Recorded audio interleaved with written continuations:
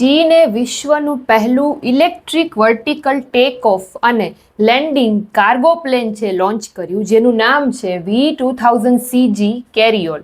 તે 200 કિલોમીટર પ્રતિ કલાકની ઝડપે અંતર કાપે છે.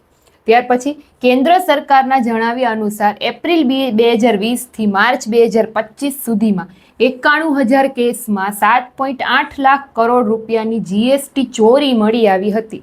આમાંથી મોટા ભાગના કેસ નકલી ઇનપુટ ટેક્સ ક્રેડિટના હતા. ત્યાર પછી ઇન્ડ્યુસિન બેંકે રાજીવ આનંદને નવા એમડી અને સીઈઓ તરીકે નિયુક્ત કર્યા. તેમનો કાર્યકાળ છે 3 વર્ષનો રહેશે. તેઓ અગાઉ એક્સિસ બેંકના ડેપ્યુટી એમડી હતા. ટપાલ વિભાગે 1 સપ્ટેમ્બરથી રજિસ્ટર્ડ પોસ્ટ સેવા બંધ કરશે.